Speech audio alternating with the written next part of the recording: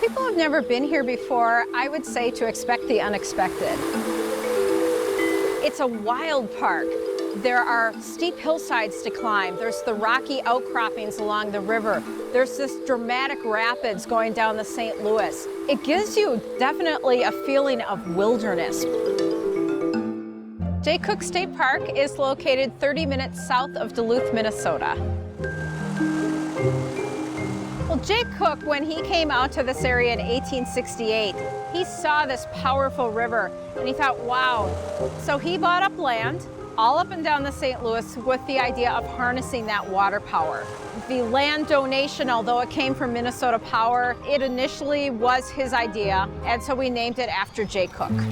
This is also a good place to see the River Gorge area along the St. Louis River and to see the trestle bridge that goes across. We have a paved bike trail connection that comes right out of our campground area and leads up to the Willard Munger State Trail.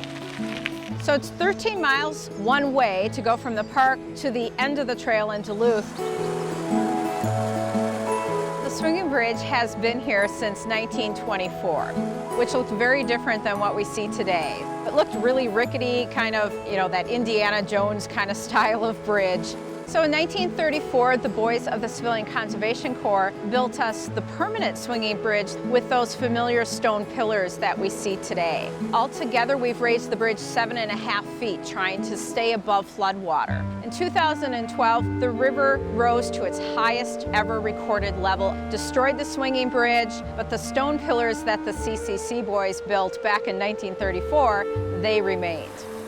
When you come down to the bridge area, we have a unique rock formation called the Thompson Formation. Earthquake movements tilted them up and pushed it forward and started bending and folding the rocks. So they look like these sharp spikes sticking out of the water. Spring and early summer is a good time to come into the park because the river usually has risen, and it's rather dramatic. 15,000 years ago, the last major geological event occurred in the park, and that was the melting of the glaciers. But as that melted, the meltwater had nowhere to go, and so the park area flooded under a glacial lake. There's also another glacier up by Aitken. As that melts, it starts carving out a river valley that eventually forms the St. Louis River. We have 50 miles of hiking trails, everything from easy to intermediate to that really steep, difficult climb. So there's a little bit for everybody. If you like river views, you can walk along the river. Some have wonderful panoramic views. So right behind me is one of 3 overlooks that are located at Oldenburg Point.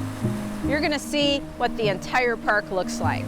All the land that you look out there, all the trees, that's the 8,818 acres of Cooke State Park. The park has beautiful spring wildflowers. This is a fun little plant. Jack-in-the-pulpit is usually hidden. It's a green plant, but when you lift the flap here, you see that it is rather brightly colored. These are yellow wood violets.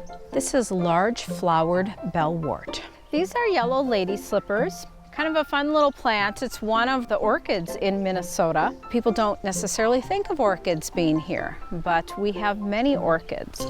People also come to hear the birds. We have 190 different species of birds in the park. We eventually developed a campground in the 1950s that has 82 campsites. People have been coming here for 90 years. Of course, they like to visit the swinging bridge and look at the river. They laugh, they giggle, they shriek. They like to see how the water moves underneath. Some people, though, don't like it at all. They'll stand on the edge, wait for their families to go across. That's fine, too.